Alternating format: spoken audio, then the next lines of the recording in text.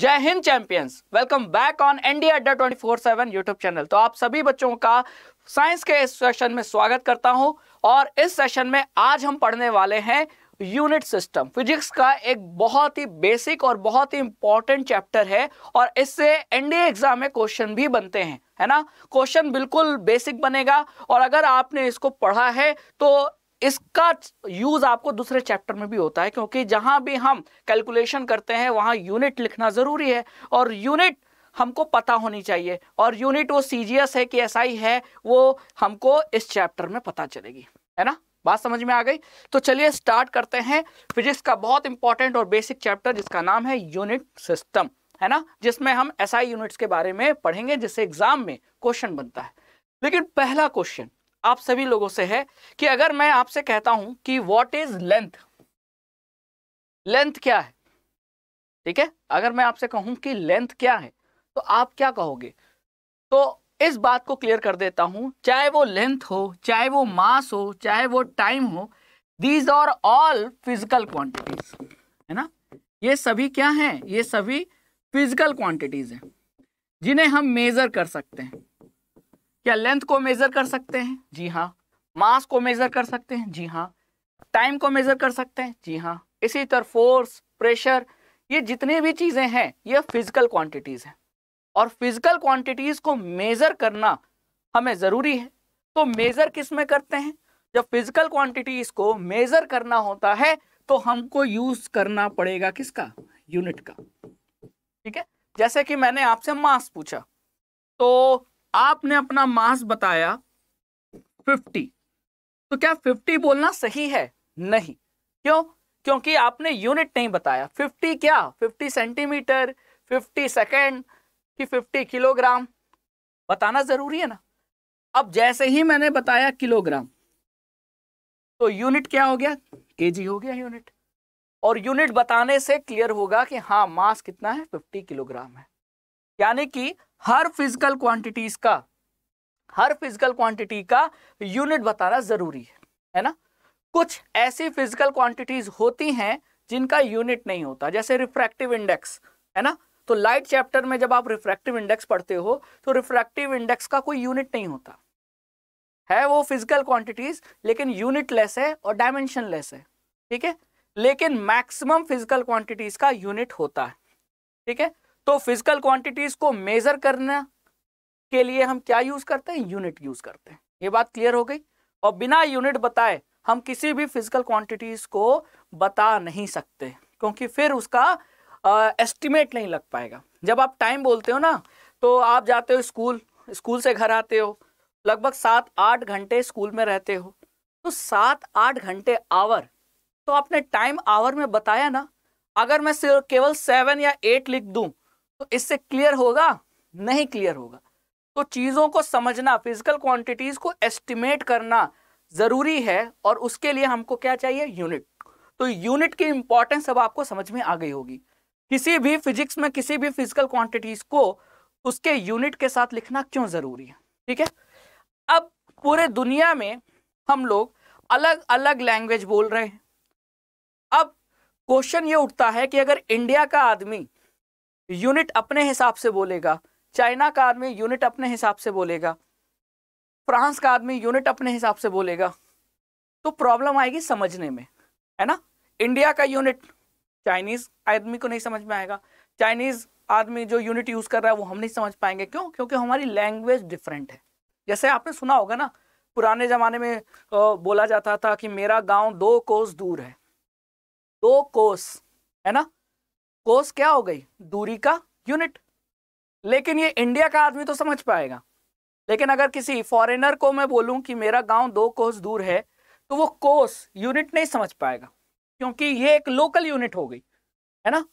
तो बाद में एक ऐसी यूनिट की जरूरत पड़ी, सभी को समझ में आ गई, साइंटिस्ट को, कि जो पूरी दुनिया में यूज हो, है ना, ताकि वो वर्ल्ड का किसी भी कंट्री का रहने वाला इंसान हो उस यूनिट को जब बोला जाए तो उसको समझ ले। तो साइंटिस्ट लोगों ने इसीलिए एक ऐसे यूनिट सिस्टम को डेवलप किया जहां उस यूनिट का यूज पूरे वर्ल्ड में हो, है ना। तो फिर डेवलप हुआ ऐसा यूनिट सिस्टम। बात समझ में आ गई? तो जब हम बोलते हैं कि फोर्स की एसआई यूनिट क्या है, न्यूटन है, तो न्यूटन पूरे दुनिया के लोग इस बात को जानते हैं, पढ़ते हैं। ऐसा नहीं है कि न्यूटन यूनिट केवल इंडिया में यूज हो रही है, केवल अमेरिका में यूज हो रही है, ये पूरे वर्ल्ड में यूज हो रही है।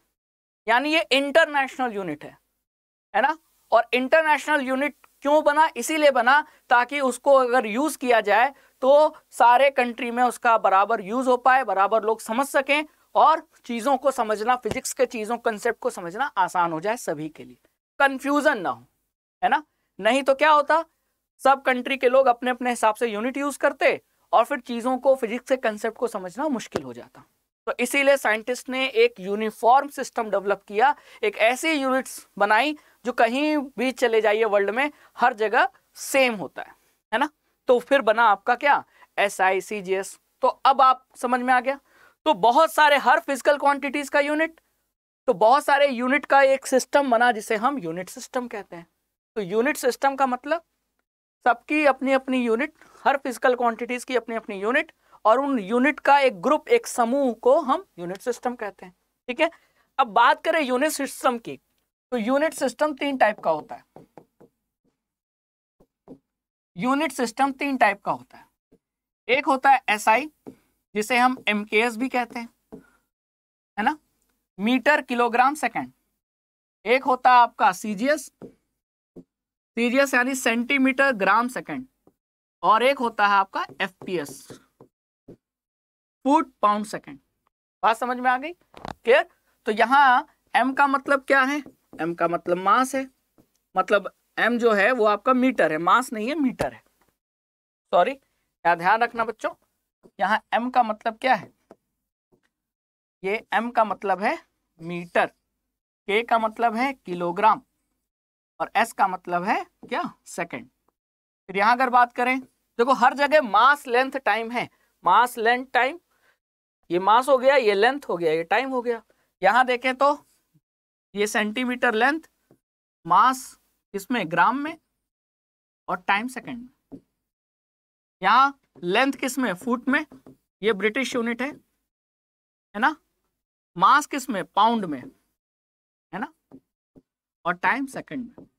तो आपने देखा होगा WWE के मैचेस होते हैं तो जो रेसलर होते हैं उनका जो मास बताया जाता है वो केजी में नहीं बताया जाता। बिग शो 500 पाउंड, तो यहाँ मास पाउंड में बताया जा रहा है। तो वो कौन सा यूनिट सिस्टम है? FPS। ठीक है, बात क्लियर हो गई। अब सबसे ज्यादा जो इंपॉर्टेंट है, सबसे ज्यादा जो क्वेश्चन बनता है वो SI से बनता है, यानी MKS यूनिट सिस्टम से बनता है। तो इसको मैं बोल रहा हूं very very important from the NDA point of view, NDA exam के पॉइंट ऑफ व्यू से बहुत जरूरी है। ठीक है, अब हम SI को थोड़ा पढ़ लेते हैं। ठीक है, जैसे कि अगर हम फोर्स की SI यूनिट कहें तो न्यूटन, लेकिन डाइन आपकी फोर्स की CGS यूनिट है ना। चलो, तो अब हम सबसे पहले SI यूनिट को समझते हैं। तो अगर SI यूनिट्स की बात करें, SI यूनिट भी 2 टाइप की है। कौन कौन सी? एक होती है फंडामेंटल। ठीक है, फंडामेंटल मतलब जो इंडिपेंडेंट है, जो किसी पे डिपेंड नहीं करती। और बाकी आती हैं डेराइव्ड। तो डेराइव्ड भी SI यूनिट्स हैं, फंडामेंटल भी SI यूनिट है, लेकिन उनकी 2 कैटेगरी है। तो SI यूनिट्स जितने भी SI यूनिट्स हैं उनको 2 कैटेगरी में डिवाइड किया गया है। 7 फंडामेंटल, ये ध्यान रखना, ये नंबर 7 फंडामेंटल होती हैं और बाकी जितने भी SI यूनिट हैं वो सब डेराइव्ड आती हैं, कही जाती हैं। ठीक है, तो वो 7 फंडामेंटल यूनिट कौन कौन सी हैं, आइए 1 बाय 1 चेक कर लेते हैं। तो अगर हम पहला बात करें तो पहला है आपका मास। तो मास का SI यूनिट क्या होता है? किलोग्राम। तो mass is the SI unit. जी हाँ, और SI में भी कौन सा है? फंडामेंटल की डेराइव्ड? फंडामेंटल। ठीक है, मास के बाद आता है सेकंड लेंथ। ठीक है, तो लेंथ का आपका क्या है? मीटर। थर्ड आता है आपका टाइम। टाइम का SI unit, fundamental SI unit कौन सा है? वो है आपका सेकंड। ठीक है, फोर्थ आपका आता है टेम्परेचर।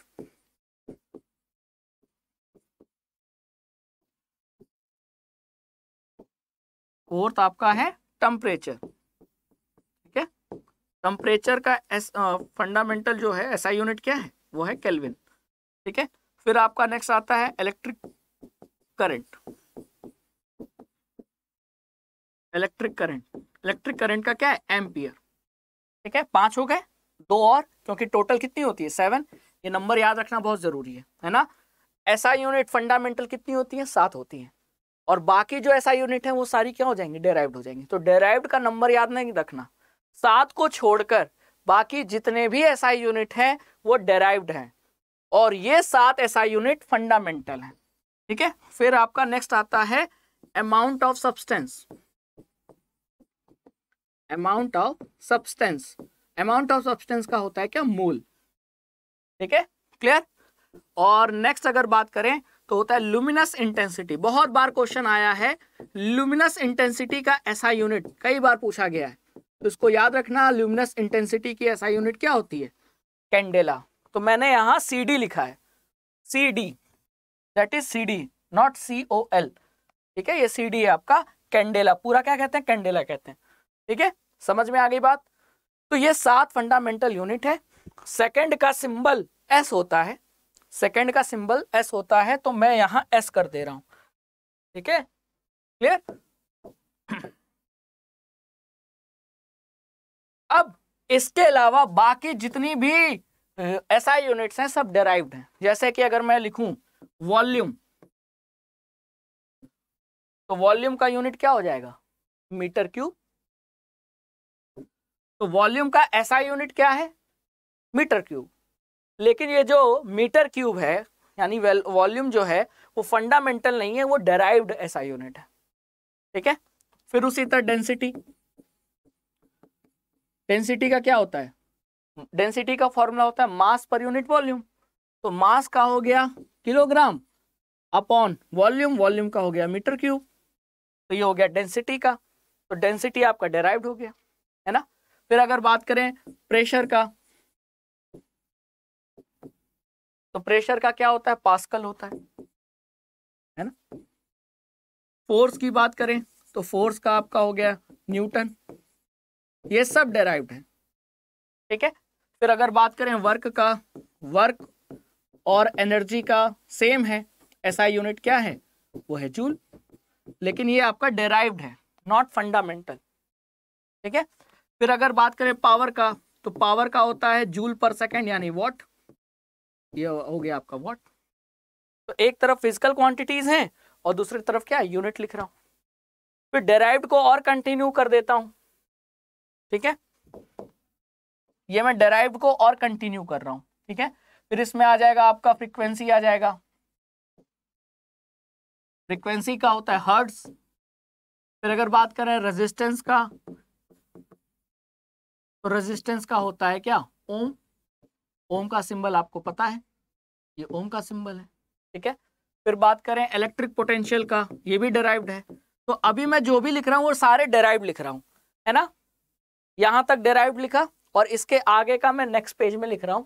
फ्रीक्वेंसी, फिर रेजिस्टेंस, ये सभी डेराइव्ड है। इलेक्ट्रिक पोटेंशियल, इलेक्ट्रिक पोटेंशियल का क्या है? वोल्ट है आपका। तो एक तरफ फिजिकल क्वांटिटीज और उसका एसआई यूनिट, लेकिन ये सब एसआई यूनिट क्या है? डेराइव्ड है, फंडामेंटल नहीं है। ठीक है, फिर बात करें आपका कैपेसिटेंस का, तो कैपेसिटेंस का होता है फैराड होता है, याद भी होना चाहिए, है ना। कैपेसिटेंस का होता है फैराड। ठीक है, फिर अगर बात करें हम मैग्नेटिक फ्लक्स की, तो वेबर होता है, मैग्नेटिक फ्लक्स की वेबर। ठीक है, फिर अगर बात करें मैग्नेटिक फील्ड की, मैग्नेटिक फील्ड की स्ट्रेंथ की, है ना, मैग्नेटिक फील्ड स्ट्रेंथ, ये आपका होता है टेस्ला। ठीक है, फिर अगर इसमें बात करें आपकी रेडियो एक्टिविटी की, तो रेडियो एक्टिविटी का होता है आपका क्या? बैकरल, जो हेनरी बैकरल के नाम पे रखा गया है। ठीक है, और अगर नाम ले, और भी हैं, लिस्ट लंबी है और ये लिस्ट याद करना जरूरी है। एसआई यूनिट डायरेक्टली पूछ लिया जाता है। ल्यूमिनस इंटेंसिटी जैसे मैंने बोला कई बार क्वेश्चन आया है, क्या होता है यूनिट? कैंडेला होता है। तो बाकी का भी आपको याद होना चाहिए। ठीक है, फिर अगर बात करें इंडक्टेंस, ये भी सब डेराइव्ड ही लिख रहा हूं। तो इंडक्टेंस का ऐसा यूनिट क्या होता है, ये होता है हेनरी। ठीक है, फिर आप अगर बात करें रेडियन का, sorry solid angle, plane angle और सॉलिड एंगल। ठीक है, तो प्लेन एंगल का होता है रेडियन,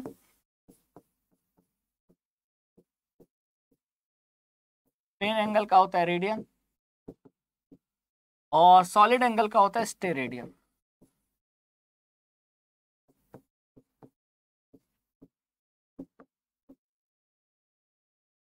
ठीक है, तो ये सारी चीजें, ये सारे आपके मेन जो डेराइव्ड यूनिट है वो मैंने यहाँ लिख दिया। ठीक है, तो एसआई यूनिट में क्वेश्चन यहाँ से बनते हैं। एसआई यूनिट में 7 फंडामेंटल हैं और बाकी जितने भी डेराइव्ड यूनिट हैं, जैसे मान लो एक नंबर इमेजिन कर लो कि 100 एसआई यूनिट है, तो 100 है तो 100 में 7 एसआई यूनिट फंडामेंटल है और बाकी जो बच गए वो डेराइव्ड है ना। तो 100 में एक इमेजिनरी नंबर ले रहा हूं। ठीक है, तो 7 आपको ये याद रखना है और बाकी फिर बची हुई डेराइव्ड। अब डेराइव्ड में आपको याद क्या रखना है, फिजिकल क्वांटिटीज का यूनिट याद रखना है, एसआई यूनिट। बात समझ में आ गई है ना, और एसआई यूनिट से क्वेश्चन बनते हैं। ठीक है, चलिए, तो डेराइव्ड तो मैंने आपको बहुत सारी लिस्ट बता दी, अब कुछ क्वेश्चन डिस्कस कर लेते हैं। ठीक है, अब एक क्वेश्चन बहुत बार पूछा गया है, लाइट ईयर। लाइट ईयर किसका यूनिट होता है? मैं अगर आपसे पूछूं लाइट ईयर यूनिट है, किसका यूनिट है, तो ये बात समझ लो। लाइट ईयर का पहले डिफिनीशन समझो। लाइट की स्पीड क्या होती है? लाइट की स्पीड होती है 3 × 10⁸ मीटर पर सेकेंड। तो इसका मतलब यह है कि लाइट 1 सेकेंड में इतने मीटर ट्रेवल करती होगी। तो मैं आपसे कहूं कि 1 साल में लाइट कितने मीटर ट्रेवल करेगी, तो आप इसे कैलकुलेट करोगे। तो 1 साल में लाइट ने जितना डिस्टेंस ट्रेवल किया वो डिस्टेंस ही होता है लाइट ईयर। तो इसका मतलब लाइट ईयर किसकी यूनिट है? It is the unit of distance. It is the unit of distance, है ना। तो इसको मैं डिफाइन कैसे करूंगा? The distance travel by light या distance covered by light, the distance covered by light in 1 year. 1 साल में लाइट ने जितना डिस्टेंस ट्रेवल किया ये हम निकाल सकते हैं। 1 सेकेंड में लाइट ने इतना डिस्टेंस ट्रेवल किया, तो 1 साल में कितने सेकेंड होते हैं, तो उतने सेकेंड में हम 3 × 10⁸ मल्टीप्लाई कर देंगे, तो उतनी मीटर लाइट डिस्टेंस ट्रेवल करेगी। तो यही होता है लाइट ईयर। बात समझ में आ गई है ना। आई थिंक अब आपको क्लियर हो गया होगा। लाइट ईयर से क्वेश्चन बनता है और बहुत इंपॉर्टेंट है, इसीलिए मैंने आपको क्वेश्चन कराया कि लाइट ईयर किसकी यूनिट है? डिस्टेंस की। अब आप ये बताओ कि अगर मान लो आप लखनऊ से दिल्ली जा रहे हो, तो लखनऊ से दिल्ली 2 सिटीज के बीच की डिस्टेंस किस में मेजर करोगे? किलोमीटर में, है ना। लेकिन अगर मैं आपसे कहूं कि अर्थ और जुपिटर के बीच की जो डिस्टेंस है उसे कैलकुलेट करो, तो किलोमीटर में बताएंगे क्या? क्योंकि तब किलोमीटर बहुत छोटी यूनिट हो जाएगी, तब हमें डिस्टेंस की एक बड़ी यूनिट चाहिए। तो फिर वो बड़ी यूनिट क्या हो जाती है? लाइट ईयर, यानी एस्ट्रोनॉमिकल डिस्टेंस, है ना। 2 प्लैनेट के बीच या अर्थ और सन के बीच ऐसी दूरियां जब कैलकुलेट करनी हो तो मीटर, सेंटीमीटर, किलोमीटर ये काम नहीं आता। तब हम एक बड़ी यूनिट लेते हैं डिस्टेंस की, और वो बड़ी यूनिट है क्या? Light year. लेकिन लाइट ईयर से भी बड़ी एक यूनिट है और वो यूनिट है पार्सेक। तो डिस्टेंस की सबसे बड़ी यूनिट क्या होती है? पार्सेक। पार्सेक से बड़ी यूनिट कुछ नहीं होती। तो एक पार्सेक में आपका लगभग 3.26 इंटू लाइट ईयर होता है। तो लाइट ईयर डिस्टेंस की यूनिट, और लाइट ईयर से भी बड़ी डिस्टेंस की यूनिट कौन होती है? पार्सेक। तो डिस्टेंस की सबसे बड़ी यूनिट होती है पार्सेक, उससे छोटी होती है लाइट ईयर। तो ये 2 क्वेश्चन एग्जाम में आते हैं, बहुत इंपॉर्टेंट। तो ये मैंने आपको इसीलिए बता दिया। ठीक है, अब एक चीज और बताना बहुत जरूरी है कि जब भी हम कोई फॉर्मूला लिखते हैं, जैसे मान लीजिए मैंने यहाँ फॉर्मूला लिखा F = ma, तो जब फॉर्मूला का यूनिट लिखते हैं तो सारे यूनिट एक ही यूनिट सिस्टम में होना चाहिए। जैसे कि अगर आपने फोर्स का एसआई यूनिट क्या लिखा, न्यूटन, तो ये एसआई यूनिट है, तो आपको मास और एक्सिलरेशन की भी यूनिट किस में लिखनी पड़ेगी, एसआई यूनिट में। तो मास का यूनिट क्या लिखोगे, किलोग्राम, और एक्सिलरेशन का मीटर पर सेकंड स्क्वायर। अच्छा हाँ, यहाँ एक चीज और ध्यान रखो कि डेराइव्ड में आपका ये डेराइव्ड है ना, तो डेराइव्ड में वेलोसिटी भी आ जाएगा, एक्सिलरेशन भी आ जाएगा, वो मैंने यहाँ लिखा नहीं है, मैं लिख देता हूँ, ठीक है। तो वेलोसिटी, एक्सिलरेशन ये सब भी क्या है, ये सब भी डेराइव्ड है। मीटर पर सेकंड हो गया, एक्सिलरेशन का क्या हो गया, मीटर पर सेकंड स्क्वायर हो गया, फिर आपका मोमेंटम का केजी मीटर पर सेकंड हो गया। तो आप क्या देख रहे हो, मास से केजी लिया और लेंथ से मीटर लिया, टाइम से सेकंड लिया, बना लिया मोमेंटम की यूनिट। तो ये यूनिट कहां से डेराइव्ड है, फंडामेंटल से। कहां से डेराइव्ड है, फंडामेंटल से। तो फंडामेंटल यूनिट का यूज करके ही डेराइव्ड यूनिट बनाई जाती है। जैसे वॉल्यूम का मीटर क्यूब, तो मीटर कहां से लिया, लेंथ से, metre into metre into metre, तो मीटर क्यूब बन गया। तो ये यूनिट कहां से बनी है, फंडामेंटल से। तो अगर आपसे पूछा जाए डेराइव्ड यूनिट क्या होते हैं, वो एसआई यूनिट जो फंडामेंटल एसआई यूनिट का यूज करके बनाए जाते हैं, वो डेराइव्ड यूनिट होते हैं, ठीक है। और डेराइव्ड यूनिट की लिस्ट मैंने आपको यहाँ बता दी, और फिर मैंने आपको ये 2 यूनिट जिससे एग्जाम में क्वेश्चन बनता है वो मैंने डिस्कस कर लिया है ना। और अब जो बता रहा था मैं, वो ये बता रहा था कि जब हम किसी फॉर्मूले में यूनिट रखते हैं तो सारे यूनिट एक सिस्टम में होना चाहिए। अगर आपने फोर्स एसआई में रखा है तो मास और एक्सेलरेशन की भी यूनिट एसआई सिस्टम में होनी चाहिए, है ना। समझ में आया, ये नहीं कि आपने फोर्स तो रखा एसआई में, मास रख दिया ग्राम में, गलत हो जाएगा, है ना। तो आपका आंसर भी गलत आएगा। ये कंसेप्ट समझ में आ गया, है ना, ठीक है। अब एक चीज और, यूनिट कन्वर्जन भी आना चाहिए। और यूनिट कन्वर्जन वो मैं जब आपको जो जो कंसेप्ट फिजिक्स में पढ़ाता जा रहा हूं, वहां वो यूनिट कन्वर्जन आपको अपने आप क्लियर हो जा रहा है ना। तो वहां वो चीज वहां क्लियर हो जाएगी, तो उसका आपको टेंशन बिल्कुल नहीं लेना है, ठीक है। तो ये एक छोटा सा लेक्चर था जो आपको यूनिट सिस्टम को समझने में मदद करेगा, है ना। तो आई होप कि ये वीडियो आपको बहुत अच्छा लगा होगा, और ऐसे मोर वीडियोस लाता रहूंगा, लेकिन आपको बने रहना है एनडीए अड्डा 24/7 यूट्यूब चैनल पे, जो कि एक सिंगल प्लेटफॉर्म है एनडीए की तैयारी के लिए, है ना। तो आज के सेशन के लिए इतना ही। थैंक यू सो मच, जय हिंद, टाटा बाय बाय, मिलते हैं नेक्स्ट सेशन पे, ओनली ऑन एनडीए अड्डा 24/7 YouTube channel. Thank you so much.